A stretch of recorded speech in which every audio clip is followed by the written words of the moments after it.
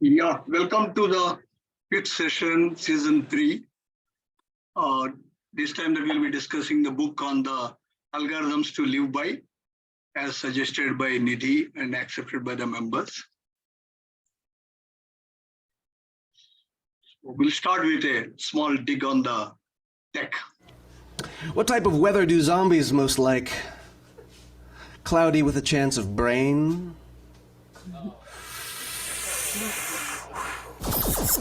Hey guys, I'm Brent Rose, writer and sci-fi Seinfeld. So we're living in the age of digital assistants. Apple's got Siri, Google's got Assistant, Microsoft has Cortana, and Amazon has Alexa. Not now. So if you've ever been bored, you've probably started messing with your digital assistant to see what kind of funny responses you can get. All of these devices are chock full of jokes so bad they'd make your dad look like Dave Chappelle. But one of them's got to be the funniest. So we've devised a test. We're going to assemble a stand-up comedy routine composed entirely of jokes from these 4 devices. And then I'm going to take it to a stand-up comedy club here in LA and perform it in front of a live audience. It's going to suck. A lot. All right, so I've assembled my digital writer's room here. Let's do this thing. Siri, tell me a joke. What did one iPhone say to the other iPhone? I used to know this one. Tell me another joke. I can't. I always forget the punchline. Okay, so as far as jokes go, Siri is absolutely terrible. But she's more trained to have funny responses to questions you ask her. For example, Siri, what's your favorite animal? I don't really have one. On this planet.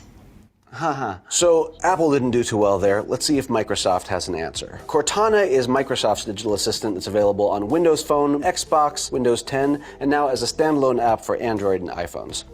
Cortana, tell me a joke. Why do scuba divers always fall backwards out of the boat? If they fell forwards, they'd still be in the boat. This is already better than Apple's. I mean, it's not good, but it's better than Apple. Tell me a joke. There are 2 types of people in the world. Those who need closure. I like that. So let's give Google Assistant a try. Assistant is in the new Android devices, and it's also in the Google Home system, and possibly coming to Chrome sometime soon too. Okay, Google, tell me a joke. As a golfer, it's always smart to wear 2 pairs of pants, you know, in case you get a hole in one. Tell me another one. Why do fish live in salt water? Because pepper water makes them sneeze. And lastly, this is Alexa. This is Amazon's assistant that's in the Echo products and coming to more things soon. Alexa, tell me a joke. What do lemons drink when they get sick? A lemonade. Want to hear a dirty joke? A boy fell in some mud. How about a clean joke? He had a shower. Neither of those are jokes. Okay. So that's what is the tech for us.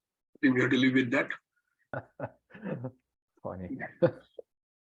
So now coming to the birthday boys, we have the Sheikh from the Dubai, and we have Swapi from Delhi, and we have Ajay from Pittsburgh. Happy birthday to you, happy birthday, happy birthday, happy birthday to you, happy birthday, happy birthday to you. Happy birthday to Amani. Happy birthday to you. Happy birthday to Happy birthday to you. Happy birthday. Happy birthday. Happy'miz yani burada bugün arkadaşın doğum günü kutlamada toplamış bulunmaktayız. Happy birthday. Bu da Happy birthday to you. Happy birthday to you. Happy birthday, happy birthday, happy birthday to you.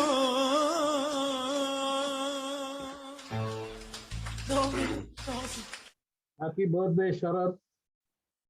Thank you, everybody. Thanks, you're unique, man. Where did you dig this one up from? Happy birthday. Fantastic. Never heard. Thank Happy you, birthday. guys. Middle Eastern happy birthday. Happy birthday. Yeah. Great. Thank you, So guys. we'll move on to the. Happy birthday, Sharath. Yeah. Thank you. Yeah, to answer previous question, repeating that to the book we are going to read in the current month for the next session is The Afterlives by Abdul Razak Gurna. Again, one more Nobel laureate. And and the next one, Ishan has given a tough choice of 3 countries, 3 continents. And unfortunately, he is not with us today, but I think these are good selections. And finally, The 4 Winds by Christian Hanna. Raise the tape. And that's a book we are going to read in the month of March for April session.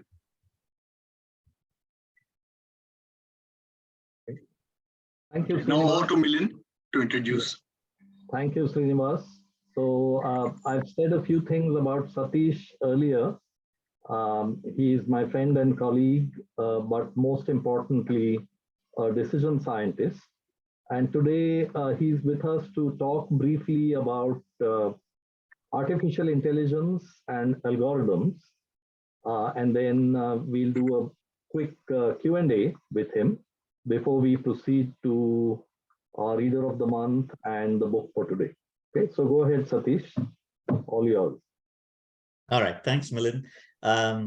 Yeah, welcome to all of you. Just to give you a heads up, I was told to speak for about 10 minutes and then have a brief discussion, Q&A with all of you. So just to let you know, I only have 2 slides, so about 4 minutes a slide is all I'm going to do. And before I get to that slide, the first slide though, just wanted to briefly tell you a little bit more about myself, because the introductions are kind of formal, but I just want to say that for the last 30 years or so, basically all of my career has been, in a sense, either developing and selling algorithms or teaching students about them at Georgia State University. Specifically, what I did in the corporate stint that I had for a few years was develop predictive models for banks and financial institutions, insurance companies, etc. What is today called basically credit scoring. So all of you are probably familiar with this. For those who are not, if you are applying for a credit card, at least in the US, they look at your credit score, and that credit score is just a number that predicts the likelihood that you will pay back your loan on time. So it gives, the higher the score, the lower the probability of default. And so essentially it's a decision-making criterion that is developed using statistical models based on historical performance on credit. So that's one example of decisions that are made using some algorithm, and those decisions that are made on a daily basis millions of times by businesses, by banks, for instance, that affect most people's lives, right? So I think, and that's just one example. Actually, this topic is so vast that it's kind of hard to summarize it in 10 minutes. So I'm not going to try and summarize all of it, but so I picked basically 2 simple things to talk about. One, sort of a big picture of what is today called AI, because the culmination of all these algorithms that have developed over time is what we today call artificial intelligence. And you saw some examples of that in the form of Siri trying to tell us jokes. Not very spectacularly, but still they are developing and they'll get better. So if you look at AI, as we call it today, there are many sort of offshoots of what is AI. If someone were to ask us what exactly is artificial intelligence, no one really has a good answer, because at one time, back in the 1950s, you guys may be familiar from either the movie or from simply knowing about it, what's his name? Oh God, my memory is fading. The guy, who's the man who came up with the definition of AI? He said, for instance, pardon? Alan Turing.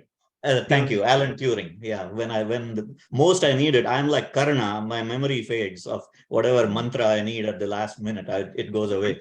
But so Alan Turing came up with the definition that if you were to carry on a conversation with someone in the next room and you cannot tell if that responder was a human or a machine, then such a machine, if it were to fool you, would be considered artificially intelligent enough.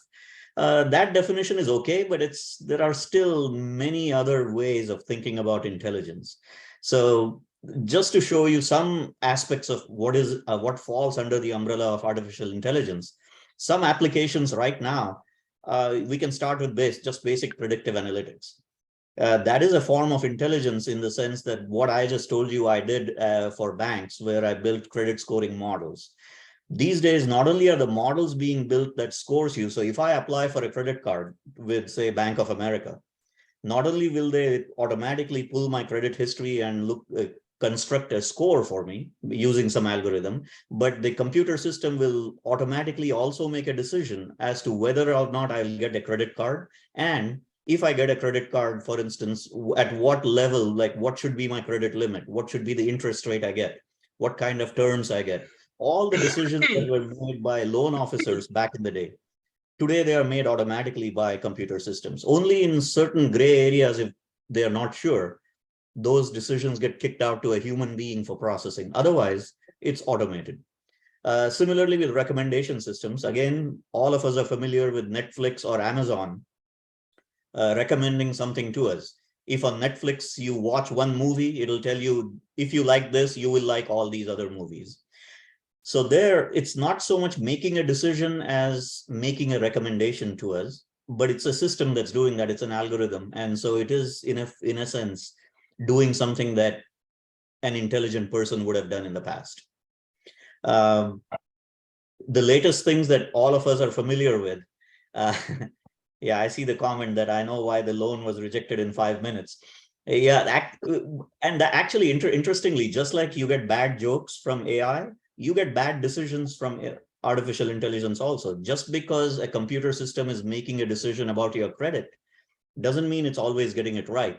Although it has been shown that computer systems are much more likely to, or much less likely to make mistakes in giving out loans than human beings are, because human beings have lots of biases, many of which are reduced by artificial intelligence. Not all of them. AI can also be biased because ultimately we are the ones programming AI or creating it.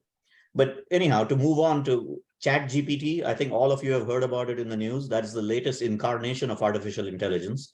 That seems to be scaring people a lot, but again, it's just another incarnation in how technology is evolving. The only interesting thing, I guess not the only, but the interesting thing about ChatGPT is that it can converse with us, very much like Alan Turing talked about back in the day. And so you can just talk to it in plain English, and it goes one step beyond search engines. So that's why they're calling it the potential killer of Google.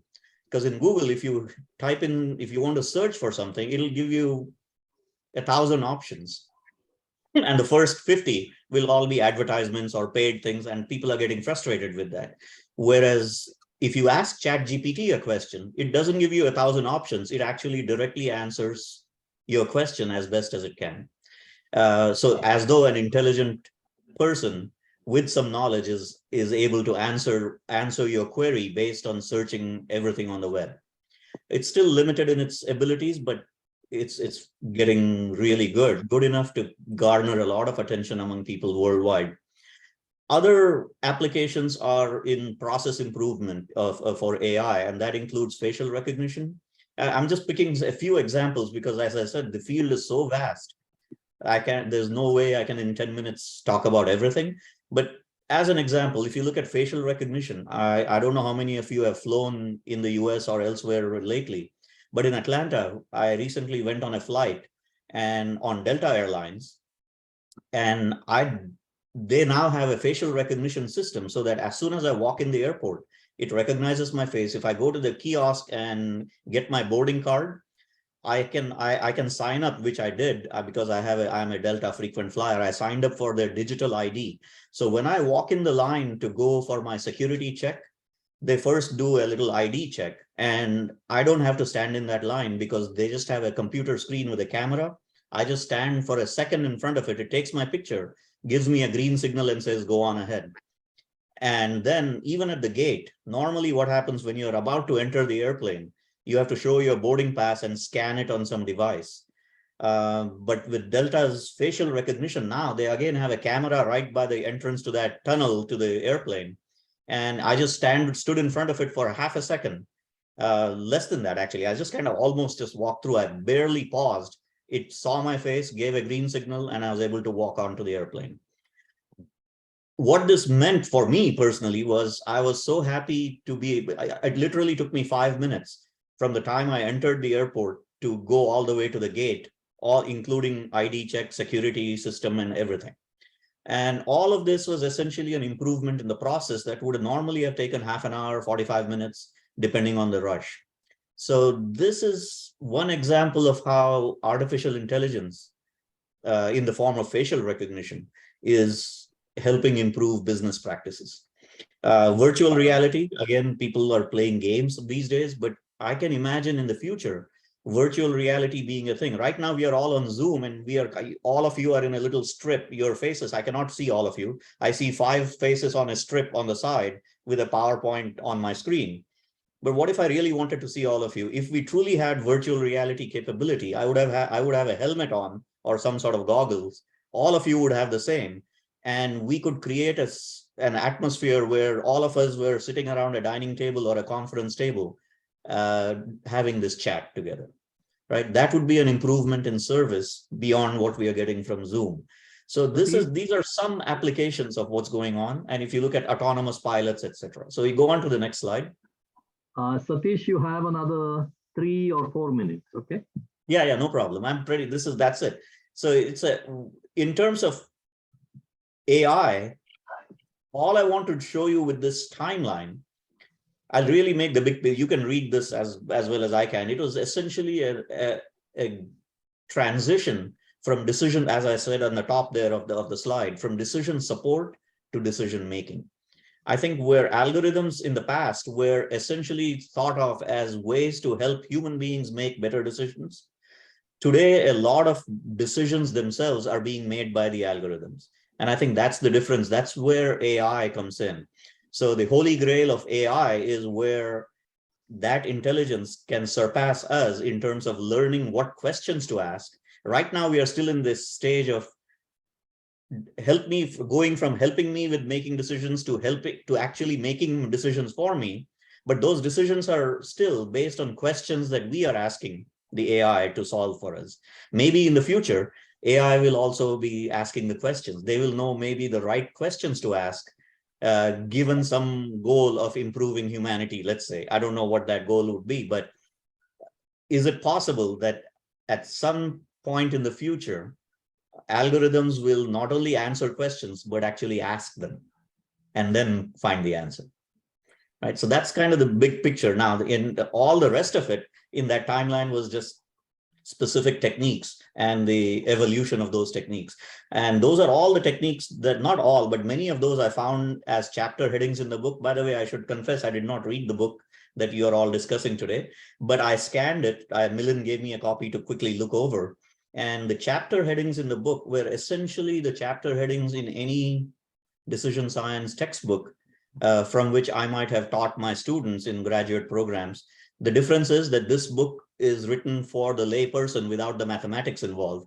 Whereas when I teach those classes, those same techniques that are mentioned in the book, I go through the mathematics or the computing and the actual algorithms and how to develop those algorithms to answer those questions. So that's the key difference. So I think this book does a good service in that it takes the field that I'm in and makes it approachable to everybody. Right. So that's it from me, and I'm happy to answer any questions and then sit down and listen in. So let me ask a quick question before I hand it over to my friend book lovers in the club. We read a book some time ago by Daniel Kahneman, Thinking Fast and Slow. And just making a sort of sweeping analogy, I was wondering if algorithms is a good example of thinking fast, while the human mind sometimes likes to think slow and in a deliberate fashion. Actually, it goes the other way, I think. Algorithms are a systematic step-by-step way of solving a problem. That's the definition of an algorithm, because we can take those steps and program a computer to do it. And according to Kahneman, That is the slow method of thinking. Whereas the fast method of thinking that he says humans have as a parallel to it is where we kind of instantaneously through a gut feel come to a decision without mentally having to go through a systematic process that we are aware of. So according to Kahneman's book, for instance, the fast thinking is when I look at your face and say, oh, hey, Milind, how are you? So when I recognize your face, I'm not doing any formal calculations to figure out that this is Milind's face. I just know that's Milind. Whereas the slow calculation is if you ask me what is 43 times 86, now I have to scratch my head and take out a pen and paper and systematically go through an algorithm to solve that problem. And I think that's the distinction. However, even the fast problem solving like facial recognition ultimately can be turned into an algorithm, which we have been doing to feed the computers that can now do facial recognition. But the difference is, it is not clear whether that's the way humans actually do it. In other words, we have discovered an algorithm to do that. I think, sorry to interrupt, Rama, I think has got a question. Sure, please go ahead. Go ahead, Rama. Yeah, Satish, great stuff. Let me just switch on my camera once again. My question relates to the way you look at algorithms, because my understanding is many of them are in a one silo or vertical domain. What happens, or can you guide me on how effective these algorithms can be when you look across multiple domains to solve a multifaceted problem? Yeah, that's a great point. As of right now, I'm not aware of too many algorithms, no matter how intelligent they may seem, that can go across domains. So for instance, the world's best chess player is a computer right now. But that computer that can play chess and beat every grandmaster in the world cannot do anything else. So in other words, it is in that single vertical domain, in one domain, that it is the world's expert. So intelligence, I think, is so broad that we haven't yet figured out how to make an artificial version of it, an algorithm that spans or captures the general sense of intelligence. I think we are getting there slowly through individual silos. But that's a great point. I don't know that right now there is any algorithm that goes across. Thanks. Very great. Yes, sir. Yeah. Suresh? Suresh? Yeah. I just want to clarify what Rama was asking the question. We do have models or algorithms that go across different domain. Or for example, take a Bayesian model. You can apply it in marketing, or you can apply it in finance, or in the pharmaceutical industry, which I've done. So true. In that sense, it does go across. Yes, applications can go across different, say, business domains, but it is still the nature of the problem being solved is still essentially the same across all of those. Right. So if you build so for instance, if I were to build a simple predictive model using regression analysis, something that was developed 100 years ago, we can argue that regression analysis can be applied to any field. That is true. In that sense, they do go across domains, but it is not going across domains in the sense that an algorithm that truly understands how to go beyond the silo of whatever it has been programmed for. I mean, there are algorithms that are learning. I believe we will get there at some point. I just don't know too many examples of things right now, personally. My question related to across domains, but thanks, Suresh. Great point. Yeah, I was curious about across domains, because that's where the complexity Rama, gets. Study a mixture of experts. Okay, mixture of experts. Thanks. There's some body of knowledge there on the web. Thanks. One last question for Satish before we move on. Anyone? Will we have a doctor as an artificially intelligent doctor who can prescribe to us if I talk to? So, Chacha, the answer is absolutely. Absolutely, yes. In fact, WebMD is currently already a thing. As far as consulting and diagnosis, that is not that difficult at all for an artificial intelligence or algorithm to do. In fact, robotic surgery is now becoming a thing. So there are a couple of versions of it. One is where a surgeon, if I'm a surgeon, I sit here remotely, and if I have to do a surgery on some patient in India, I put on these special gloves and I control a robot that's in the remote location. If I move my hands, correspondingly, that robot will move the hand. So it's really still a human being doing a surgery, but remotely, so to speak, like remote control. But eventually, you won't even need that surgeon. The robot will be able to do it all by itself. And so that is absolutely feasible. And Chacha, the doctor is already better today. The consultation you'll have with a AI doctor will be always way better than most normal consultations you'll have with your, primary physician, primary care person. Obviously, your primary care knows you better, right? But we're already there, already. Yeah. The thing is, unlike real doctors, AI systems don't get tired. They are available 24/7. And also, Satish, they have access to all of the data, right? All the data. Yeah, right. And they have access to all the expertise of all kinds of experts, not just one. Doesn't that take away the human element? Yes, it does. That is one of the arguments for why people dislike it. But whether it takes away the human element or not, the question is, can it help humans? Can it free us from some of our pain? It's way better than waiting in line. But there is still the liability clause. I mean, the example you gave, Satish, of doing remote surgery is still a human being at the side who's manipulating that device. In the event something goes wrong, it's still the surgeon who's responsible. What happens? The same thing like an autonomous car. Right. Yeah, but Sharat, we have weekly meetings with Medtronic and Intuitive Surgical.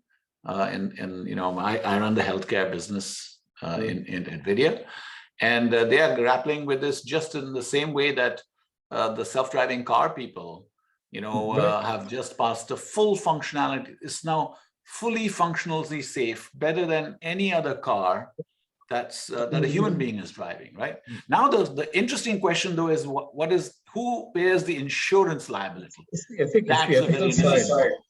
Really, it's the ethical side that still is a bit problematic area. It's a massive problematic area. Yeah.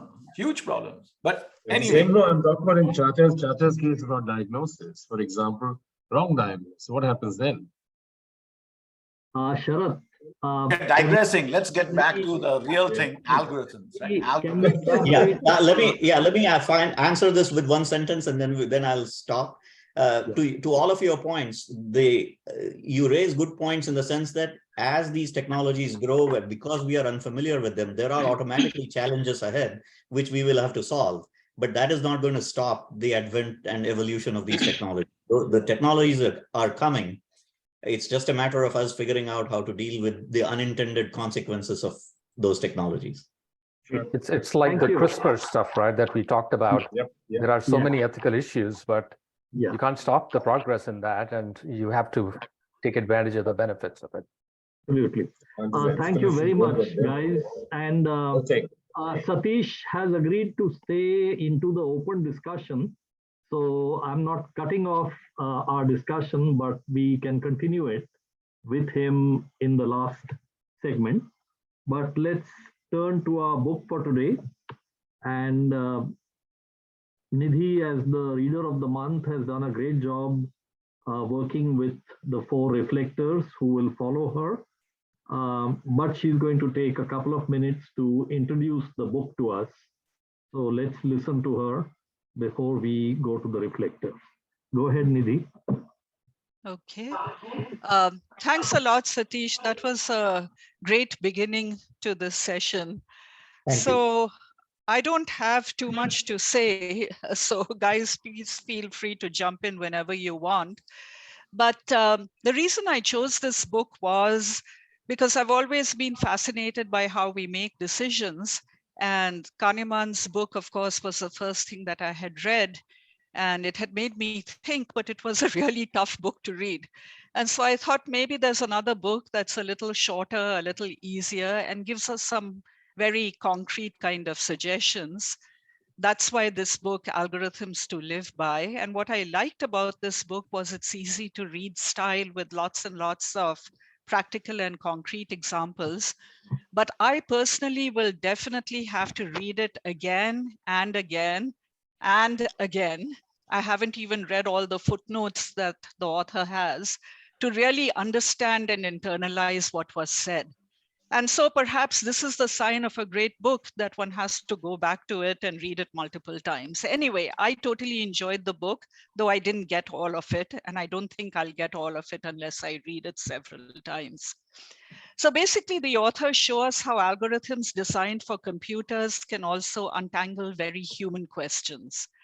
From when to start looking for the perfect apartment or mate, to the balance between trying new things and enjoying our favorites, to how to organize our closets, to scheduling our time, we can be helped by the kinds of issues that computer science has dealt with. And as Satish also kind of mentioned in his timeline, modern computer algorithms have moved away from an extreme reliance on exhaustive calculations to actually dealing with chance and trading off time versus accuracy and using approximations. So in that sense, they've become much more like what we do in our day-to-day lives, where we actually have to make decisions most of the time or much of the time, dealing with uncertainty, dealing with time constraints, partial or very little information, and a rapidly changing world. So this book, from this book, the conclusions are that some algorithms tell us, don't always consider all your options. It's kind of counterintuitive, but takes into account what our real lives are like. Don't always consider all your options. Don't necessarily go for outcomes that seem best every time. Let things wait. Trust your instincts. Don't overthink. Relax. Toss a coin. Forgive but don't forget, and finally, to thine own self be true.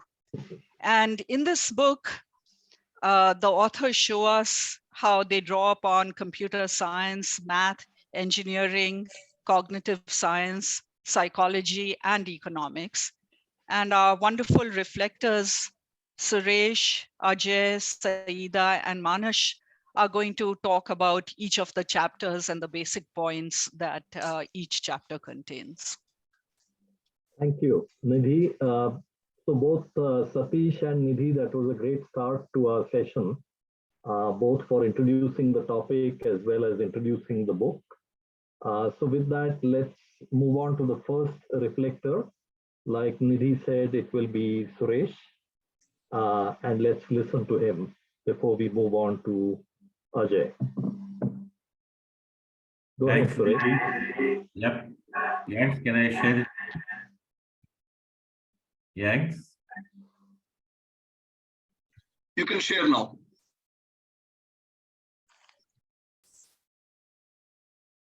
Oh, you want me to open the presentation? Okay, you go ahead, do it. My presentation not open. You go ahead. Okay, we'll do that. Yeah. Well, initially when I started reading this book, I thought it was too complex, and I was very tempted to call up Milind and tell him, boss, I can't do this. It's too much beyond me. And that's exactly how it looked when I started. But after reading the first few pages, I realized that it is something which is our day-to-day life. It's something which really affects, which monitors, which makes us do things. Like I was relating to my own example. Yanks, to the next slide, please. About renting an apartment, selling an apartment, increasing rent, no go decisions at work, the right time for doing the right thing, checking whether the viable operation at work, when to close an operation, all this, somehow or other, I thought it was linked to this algorithm. But as I went on, next slide, Yanks, I realized algorithms is all about making most sense in least time, not infinitely considering all options. It is a finite sequence of steps used to solve a problem. As a matter of fact, even a recipe is an algorithm. Somebody has written a recipe after trying multiple things, and that's how the algorithm of recipe happens. But let me tell you a little about what I thought what Satish was talking about. While the algorithms and AI might take over the medical field, there's nothing like a touch of a doctor. Like even today, when I go to my physician and he touches me, I feel much better and cured than going through algorithms and taking 10 tablets based on the algorithms. So that's not going to change for people like me, maybe, but the younger generation would go more by what the algorithm does. I'm going to just dwell upon the three first chapters, which is one on optimal stopping, when to look and when to leap, and when to stop looking. Explore and exploit, which is finding the balance between trying new things and enjoying our favorites, and sorting, how best to arrange our homes, offices, or life. And that's what Rick says, keep going in life. Slide, Yanks. In optimal stopping, primarily is when to look and when to leap. As humans, we struggle to know when to stop searching. We have cognitive biases that impact our choices. Algorithms let us go for good enough rather than striving always for perfection. There's nothing called perfect in my language. There's always something better than perfection. The algorithm says that if there are 100 options, you should look at the first 37 without taking any of them, which we never do. Use these 37 as a standard, and subsequently, whichever item meets these standards should be taken. It sounds good to read it, but of course, in practical life, it's very difficult to pursue. This algorithm will not guarantee the best result. However, it will mean you have a much higher chance of acquiring an item significantly better than just guessing. It does not matter what you're searching for. According to this book, which I'm yet to try, 37% of the total is where you draw your standard. The 37% rule derives from an optimal stopping's most famous puzzle, which you must have read, for those who have read the book, which has come to be known as the secretary problem. How difficult it is to choose even a simple thing like the secretary for your office, and how sort of we keep searching and searching for the best secretary, be it in looks, be it in efficiency, be it in operations, and we don't know what you're looking for. And you could keep searching and maybe find something better, Yanks next, but that might be a waste of time. There's actually an answer, which is 37%. Stopping is about avoiding stopping too early or too late. Optimal stopping is about avoiding stopping too early or too late. If you follow the optimal strategy, you will have a 37% chance of finding the best. Yep. This is also related to the look and then leap rule, which is where you spend a certain amount of time looking for, let's say, a life partner and not choosing anyone. And then after that point, you pick the very first person that's better than everyone you've seen so far. It's a whole other game if you have a metric you're going by, like typing speed for choosing a secretary. If that's the case, just wait for the person to satisfy a high standard and pull the trigger.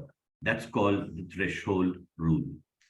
Going on to explore and exploit the balance between new things and old favorites. It's very difficult. It's easy to say again, but when it comes to reality, it's different. It's difficult to practice, but we are trying. Exploration is gathering information, and exploitation is using the information you have to get a known good result. To try and fail is at least to learn. To fail to try is to suffer the inestimable loss of what might have been. If we have the time on our hand at the young age, we can continue to explore, whether it's restaurants, friends, music, whatever it be.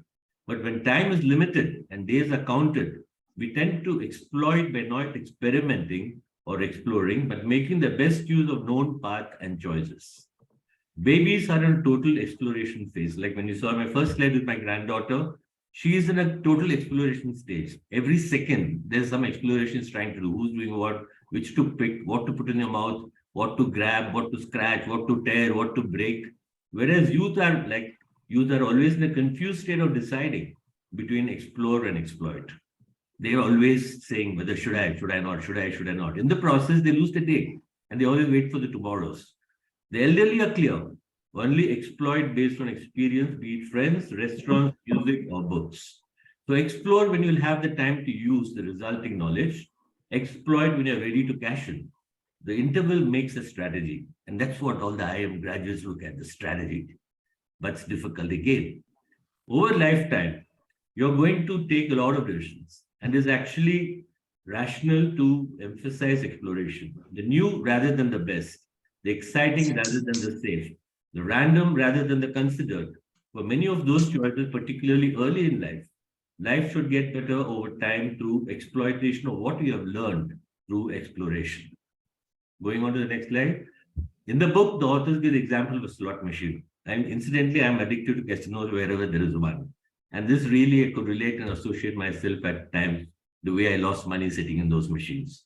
Some people just sit at the machine until they win. However, one will simply walk away despite maybe losing lots of money.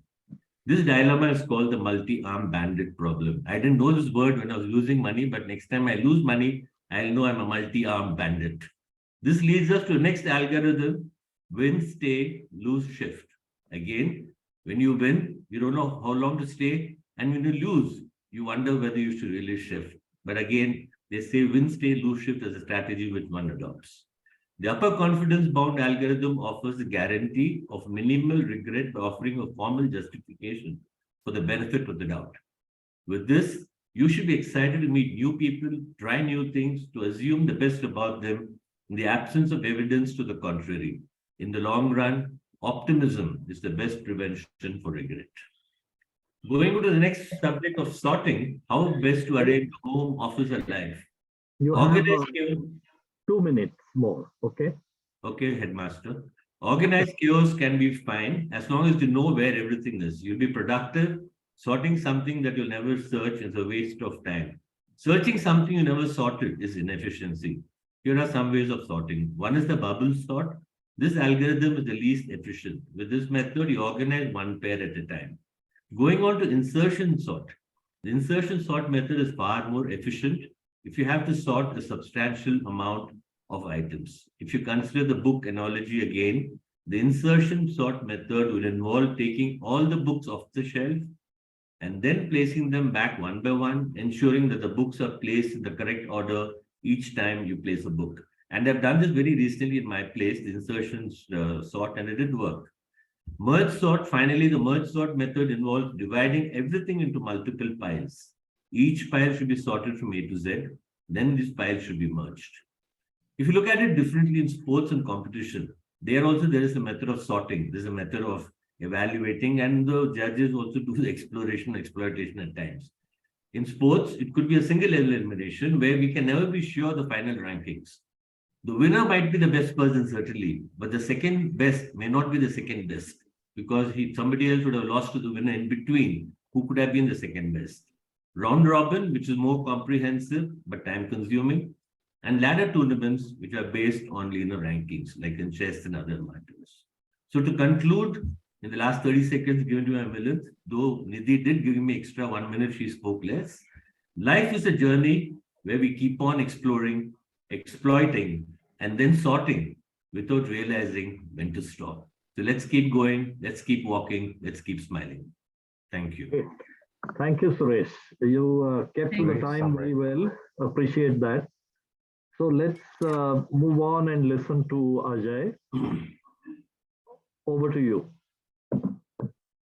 Hi, folks. Firstly, I'm at a place which is likely to get noisy and I might need to drop out. So what I did was I sent a recording to Yanks and I suggested that he play that. Apologies for doing that, but I'm listening. I've been here for the last half an hour, so been listening to everything that's been happening, and hopefully I'll stay through my presentation as well. But things are a bit unpredictable for me, being the last day here in India before I leave tomorrow. So over to Yanks for doing the honors. Thank you. Hi, everyone. Sorry I'm not able to join you personally, but I hope this suffices. Algorithms to Live By took me down memory lane to different stages of my life.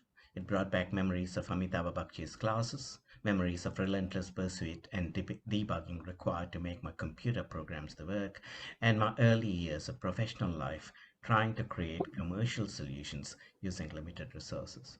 So in many ways, the book was an extremely logical and realistic representations of the life and challenges post the computer programs of yesteryear. Nidhi, in a brief to the reviewers, asked us to challenge the postulations. And I can commence by saying I may not be able to fulfill the brief because I'm in the main unable to disagree with the authors. So with that said, what I intend to present is a summary of the contents. without discussing the mathematics of the algorithms, and also attempt to raise a few moot points that may help generate additional ideas from this erudite group of readers, who then can challenge the propositions. My slides will support the thought process, even if I do not speak to them entirely. Let me start with caching. Caching is about storing something for future use, but storing something has implications on storage resources. During my early days of programming, we learned to write software in a manner that is executable by the limited resource of the computers we were using. We had limits on matrix sizes, we had a limit on number values, and so on. Use of computers created the awareness for memory or storage management. The authors talk about three popular algorithms for that management: random eviction, first in, first out, least recently used. Of them, the most popular and effective algorithm is the least recently used. In simple terms, what it stipulates is that tossing things back on the top of the pile is actually one of the most efficient filing systems for finding content. Messy filing is actually a near optimal solution, and that is what I tried to sell to Sujatha, but we should never bias it. Let's now move on to scheduling. How do you arrange the tasks so that the most gets done in the least amount of time? Optimal scheduling is hard and sometimes impossible. One of the most important messages in the book is don't stress it. Starting in the wrong order is better than not starting at all. The authors discuss three scheduling algorithms in this chapter: earliest due date, which means doing everything as soon as possible; Moore's algorithm, doing something or some things on time; and the shortest processing time, doing as much as possible. The metric we select will determine the method we use. But beware, use of metrics comes with half-truths attached. I was recently informed that one of the metrics for rating best airports included time for the first bag to arrive. And some airports cheated by sending only one bag first and the rest of the bags at their own time. The chapter also discusses two very important side effects of scheduling and caching: crashing and deadlocks. These two topics in themselves have several algorithms for resolution. The chapter does not discuss them, but I think the authors missed one resolution methodology, which is aborting the job. Burroughs in the earlier days had the DS option on jobs. More often than not, it was an option used in early days to kill a job and let others go. DS stood for deep sixth.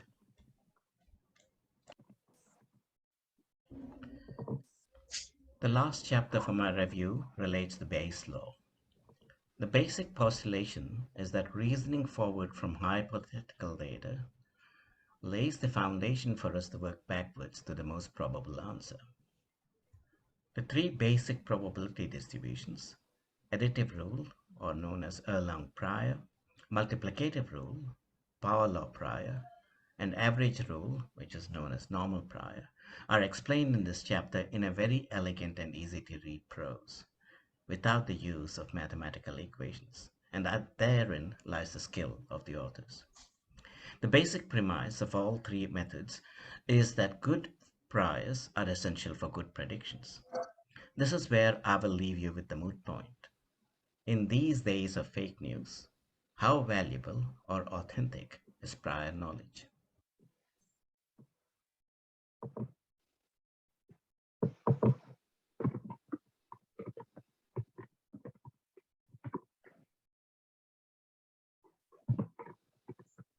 Yeah, Milind, I think Ajay is through. Oh, there was a conclusion slide, thought Yanks, no? Yeah, there is. Yeah, go ahead, Ajay. So in summary, as already stated, I found it hard to question any of the contents or observations in the three chapters that I covered. Having said that, most of the author's postulations are based on time-tested laws of mathematics. Just a few moments ago, I referred to the impact of fake data on the assumptions and results generated by algorithms. On the same note, the book was published in 2016, so well researched before the dawn of the fake news era. I wonder if the authors would say some things differently in a sequel. Thank you all. Thank you. Ajay, that recording also worked out very nicely. And between Suresh and you, you've done a great job on the first half of all the reflections. So with that, let's next listen to Saida. Go ahead, Saida. Oh, where did you get that from? Let's see. Hi, everybody. Um, so thank you very much for suggesting this book. Although it was very challenging for me, but it was something that, kept pulling me to, read this. It was difficult for me because neither I have knowledge of computer science nor much interest in it, mathematics, or so it's not my field, but it was my curiosity really kept me in. So I am assigned chapter 7 and 8. So anyway, I think it is trying to show us how algorithm can help us make better decisions in our daily lives. It gave us a history of algorithm and also to show application, how it can help in our lives and implication for the future. So chapter 7 is about overfitting and when to think less. It starts with the history of decision making and gives example of Charles Darwin's consideration of marriage and how he eventually makes decision to propose to his cousin. He chose the method of pros and cons, the ancient simple method. And so when we make decisions, we try to use past experiences and biases. Every decision is a prediction that involves two distinct things: what we know and what we don't know. We try to put a lot of factors in an attempt to make the best possible decision. And this is what we call in the book is overfitting. So computer scientists are making a case against complexity and overfitting. They are saying that it may be worshiping of data itself, and that we may also be sometimes not only, it may not be necessary, but it can also lead to sometimes bad decisions. They are calling it overfitting. They give example of several things, like several things in our daily lives, like taste buds, how we are complicating the purpose of taste buds by making bad food taste good, or in the gymnasium, striving to look like picture of health with assumptions that oversized muscles are sometimes good for our health. So there is wisdom to deliberately thinking less. How do computer scientists combat with overfitting? Is by penalizing complexity. They say there should be a balance between data and the models. Occam razor principle, it was mentioned, suggests that if you have two competing ideas, simplest possible is probably the correct one. therefore, computer scientists are constantly regularizing the data and constantly using a lasso to eliminate complexity of the decisions.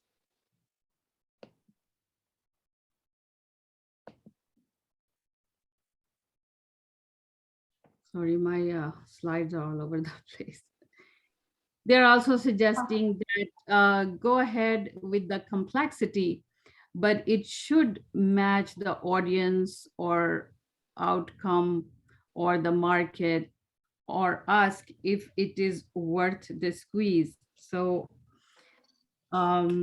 lastly, chapter 7 deals with various ways computer scientists deal with complexity and solving difficult problems. And it goes on and on about the traveling salesman dilemma.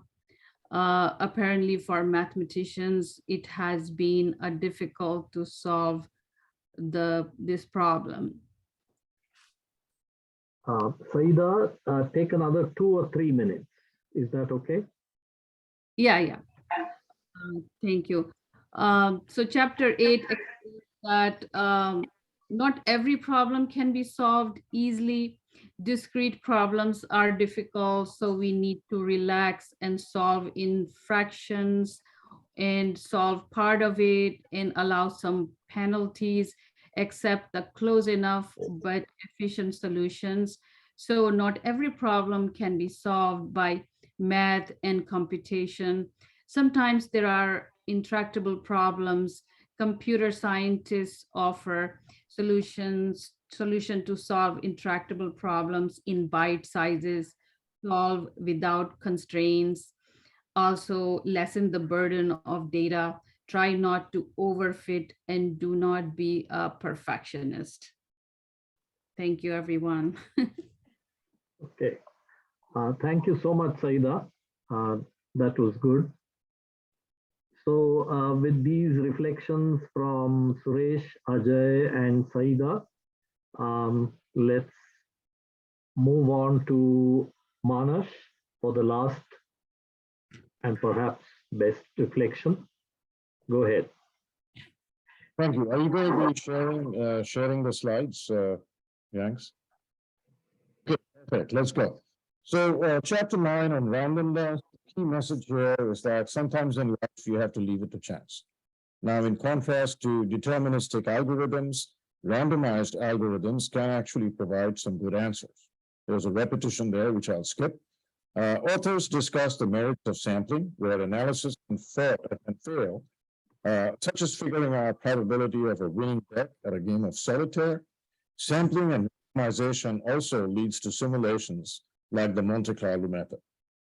This is actually something I've used in consulting projects where we've had to estimate failure rates, such as mean hours to failure for parts, called MTBF. Forecasting time series algorithms cannot be used for stochastic events. And so for estimating warranty claims and pricing service contracts, for example, we've used simulations instead. Okay. We also cited algorithms to determine prime numbers, which are used for cryptography and secure communications. And often policy arguments use anecdotes, which are, of course, not representative. Sampling of data can provide more insights.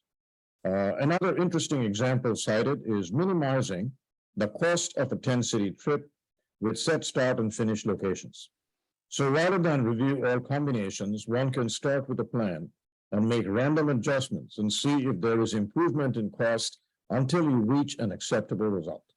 This may not be optimal, but will work fine. They also discuss human creativity, where new ideas are generated randomly and selecting best ones.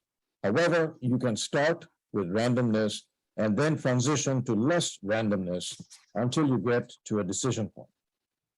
So the good message in this chapter is that not all decisions can be made with precision, and some randomness and chance are acceptable. As a case in point, the recent Ruby reunion had many trips and events organized by Chacha and others. Were they all optimal? and the best options? Certainly not. However, a great time was had by all. Let us remember the next time we are struggling to find a precise decision, let us be content that some decisions based on randomness will work out just fine. So now we move to chapter 10, which is networking. And my apologies, with due respect, it did not have much to offer for me. Beginning with the history of communications from the telegraph and telephone to cell phones and internet communications, authors provided insights into enabling technologies. However, in order to make it accessible, they touched only on a few points. The content really lacked depth, and to be honest, was quite dated, which makes sense because it was written in 2016. So some of the things they talked about were included handling unreliable computers, what we do about breakdowns, and something called exponential backoff, the algorithm of forgiveness for constrained packet traffic, loads, and collisions with information exchange, right, across the board.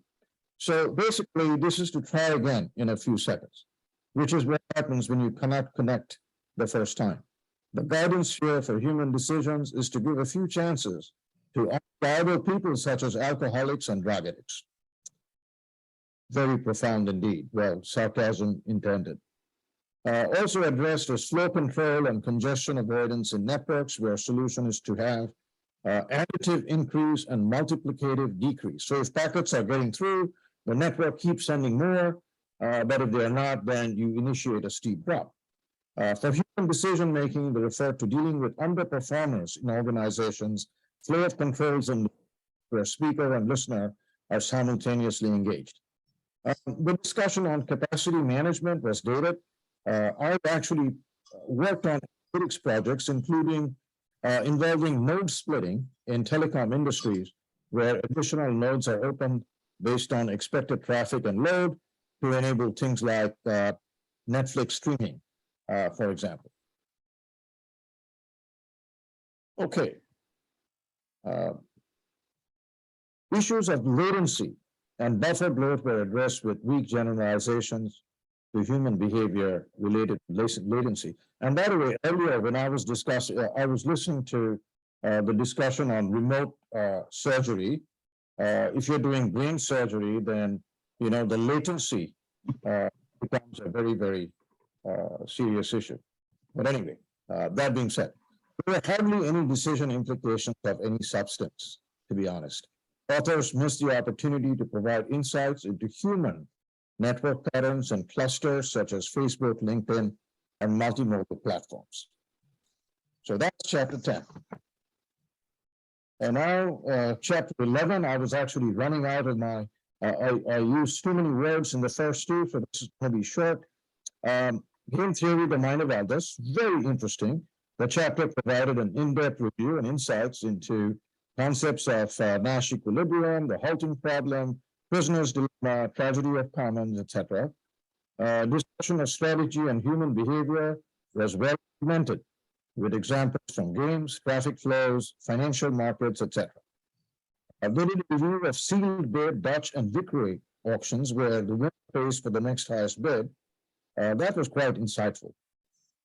And of course, regarding the cooperation versus compete scenario of the prisoner's dilemma, I've had personal experience of losing bids when working with multiple partner firms who do not cooperate and reduce cost. In my opinion, the chapter was a fitting finale to the book with its wealth of application examples, and of course, readers will find significant takeaways from this chapter. Okay, I'm all done. Milind, did I come in within the Very good. Thank you, Panash. That was a very good way of rounding up all the four reflections. Before we move on to the open discussion, as Reader of the Month, Nidhi would like to conclude this structured part of today's program. So go ahead, Nidhi.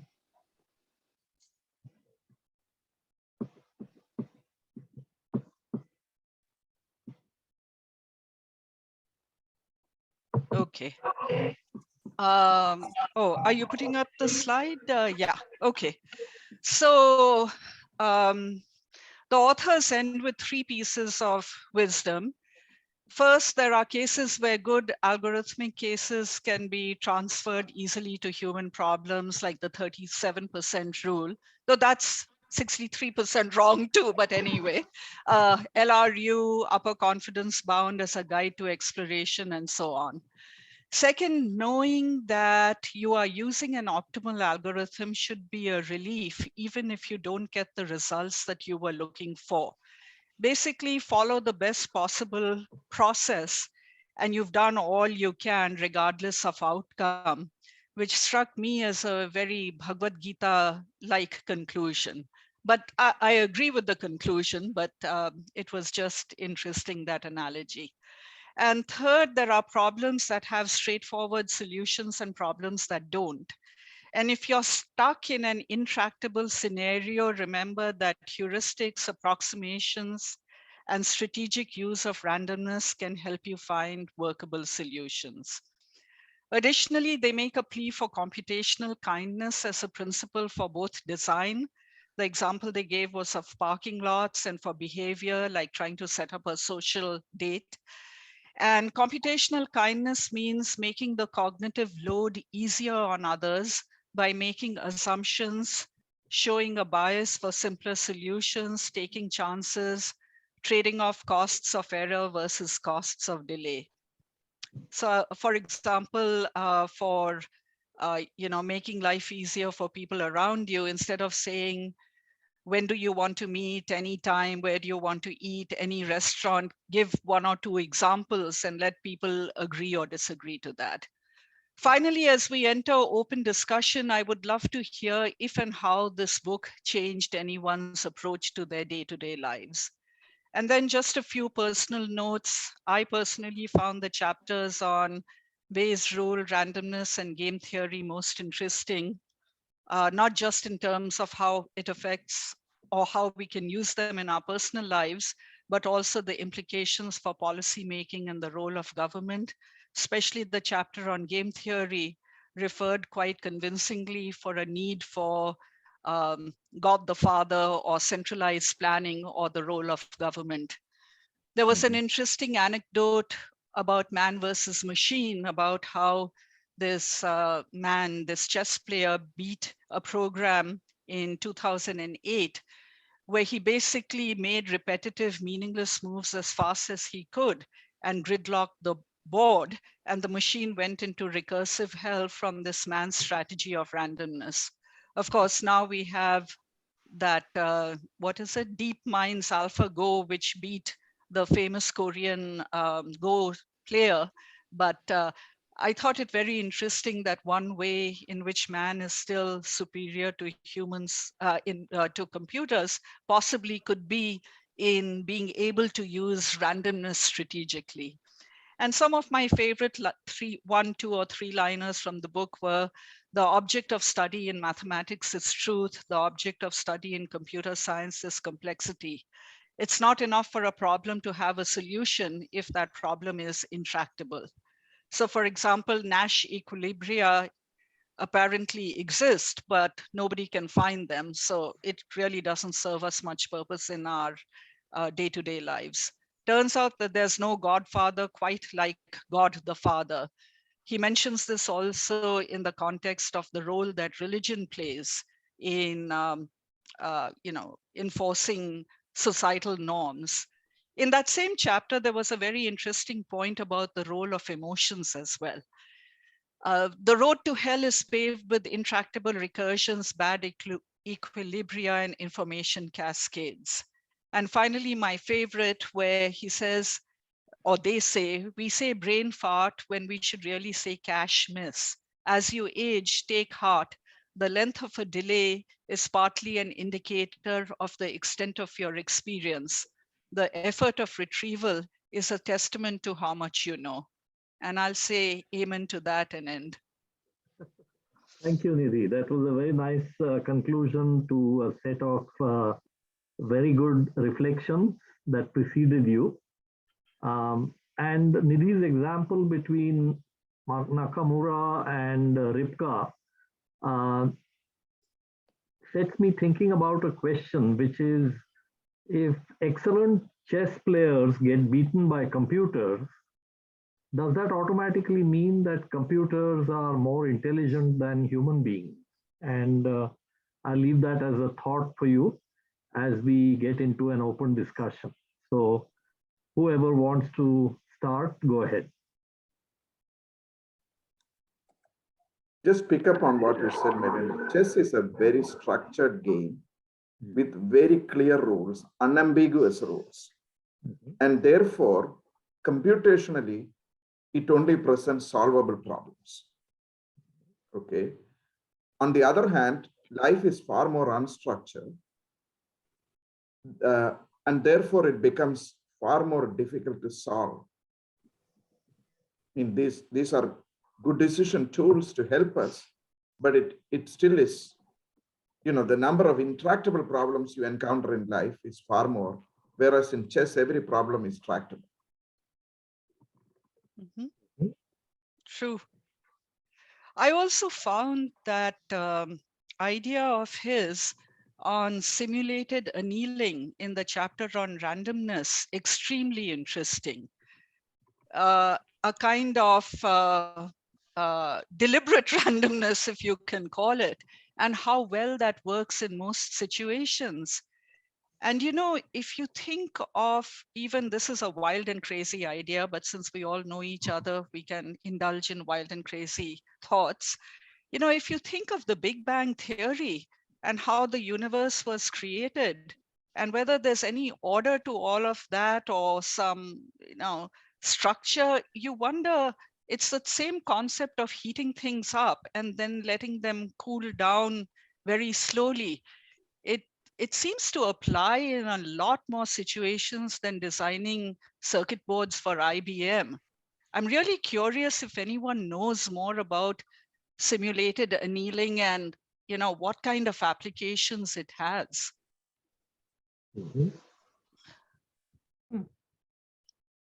Interesting.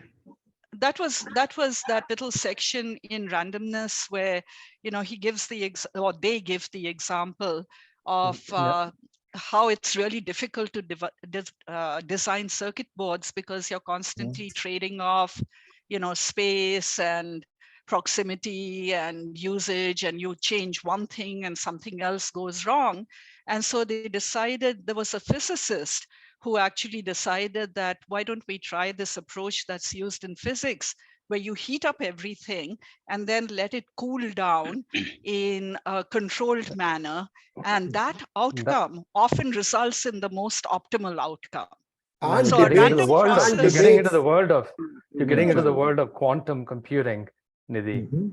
That's in fact, you know, there's something called the quantum annealing method, which is considered by some to be not true quantum computing, but rather a very effective way, though, of being able to use quantum mechanical, you know, properties to be able to arrive at better optimization than what classical computing can do.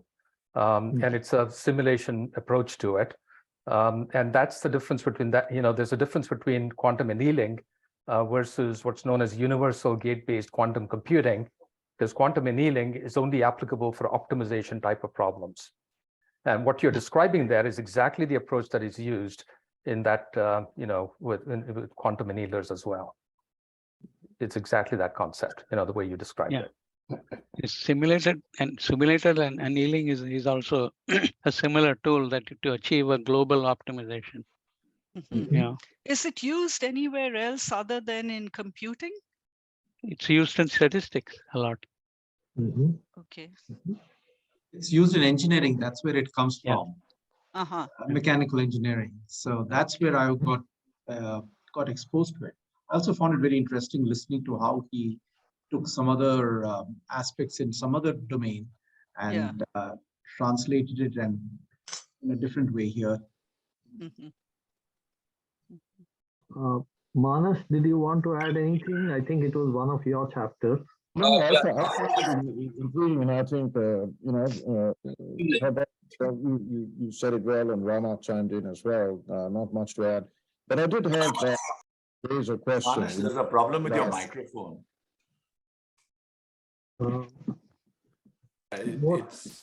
It's Nokia doesn't work very well. Okay, no, are we good? You hear me okay? Yeah. Better. Okay, so That's So I better. have that, and sometimes, you have these decision algorithms and, humans have a problem dealing with ambiguity. So for example, if you say, the probability of a used car breaking down in the next 6 months is 30%. And then you tell the same person that, well, the probability is going to be between 20% and 40%. So the mean is still 30. So that's a mean preserving spread, right? So humans are bad at dealing with ambiguity. And I think simulations and with the randomness, you can address that. But the other part is, when you have machines doing decision making, individuals have different propensity for risk taking, right? So I'm always curious as to how decision models and AI-driven decision making can address innate risk propensity in people. So that's I wonder. Yeah, just one question from what Raja said just now about quantum computing. I don't know much about quantum annealing, but quantum computing, if I'm not mistaken, is just a faster way of running algorithms as compared to traditional computing. Am I right? No, I'm not too Well, sure you should go down that path of. No, you're going down the wrong path. Yes, Exactly. that's right. Yeah. It's a completely different way of approaching things, Right. so, require a little bit more time and discussion, but And of Yeah, I think this is a whole but that might separate be- subject. exactly, totally different. that could be one of the outcomes that you get, but that's not necessarily the basis for it. You mean faster computing is one of the outcomes of quantum computing? It could be one of the outcomes, of that may not necessarily be the objective you want to target with it, better accuracy perhaps, and, better ability to approach certain problem domains that are intractable for classical. And without being facetious, I'd see it's a bit like saying, if you got Excel and you can use it as a word processor, of course you can use it, but then you're really using just one element of the power of it in a which can do a lot more in the broader sense. It's a different lens altogether, right? It's not something where you can take a classical algorithm and just shift it over to a quantum computing system and expect it to run faster, right? You have to take that use case and, think of it in a completely different way. And that would be a complete topic, and having people like Yes. Trivi and Raja talk about it would be a lesson in itself. Great stuff. Okay, good. Thank you. I just want to share one experience of the decision making. Some of our MBAs we are very quantity oriented. So for us, this topic is not new. We have been dabbling with it for the last 4 decades. So in 80s, I was working with Glaxo, and there's a decision to be made that liquid manufacturing, whether it should be shifted from Worli to Nashik, one plant to another plant. And so the thing that has been given to us, we are called OR department in those days. And what do you do? So me and my friend Chavan, we developed a simulation, and we simulated everything on how liquid pharma manufacture happens. And arguably it was very, very complex. That's what we have been told. And over a period of 1 month, we entirely simulated it and created a model. And we proved that by shifting it, the company will gain, which was contra to the production manager, Mr. Bhide's judgment. He thought that we are going to lose. But the data showed that it is the other way. And it went to the MD, and MD was in a dilemma, whether to trust these 20s guys or whether you should go with the experience of the production manager. And finally, he said that, look, I will go with the production manager. So our model was not used. But lo and behold, after 3 years, after I left the company, they decided to shift. So I think the humans tend to be and will continue to be erratic and will be random. And however good your modeling is and AI is, I think we have another day to go. I think building on what Max is talking about, I think, and it goes back to how we started off with the connectivity with the previous book, Kahneman's book. It seems to me that this will be a bit like an onion where there'll be layers through this whole process. But at the right at the top, there will be behavioral finance and decision making, which will always have a multi-hued complexity. And that's the reason why I started off my question with Satish asking, can it go span across domains? Because at some stage, if behavioral, whatever, finance, economics can be also algorithmized, then you can then put that as a layer. But absent that, that's going to be always going to be a challenge or the joy of using algorithms. Rama, this, I mean, when you're saying the behavioral economic, that's what Kahneman is doing. It's already being algorithmized. The big difference between is that you use, it's more probabilistic than say physical sciences where it's more deterministic, right? E equal to MC square, they're all deterministic. Nothing probabilistic about it. Whereas analyzing human behavior, human purchase behavior in marketing, it's always probabilistic. I think I think you make a great point, Suresh. I'm just trying to broaden it a little more and say that there will be some societies where you will have that linear mathematical thinking, and some it will be culturally more broad-based. And I don't know how all that will come together. That's very So one of the very cool things that's happening is now the computers can generate infinite amount of synthetic data. So, in the past, you were restricted by the amount of data that you could possibly analyze. But if the computer is so powerful and it generates all the possibilities, and it can do it randomly, just keep on randomly generating data, then these kind of, probabilistic models that Suresh, Diva just talked about can start to really come alive, right? And we can actually model, how human beings might actually behave, because we are synthetically generating this huge amount of data.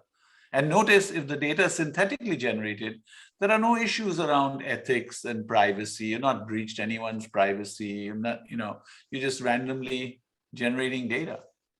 And so I'm finding this whole field quite fascinating of synthetic data generation. No, just and on it's going that, to become really used. And I think, Thrivi, building on your point, that's exactly where in clinical trials in medicine, they're talking about digital twins, where you can basically synthesize and put it. And that's exactly going back to Suresh's point. Then if you start layering that with algorithmic behavioral models, then you're kind of bringing in two domains together, So it's pretty awesome stuff happening. We're already doing that, by the way, Shankar, for one of our clients. There is a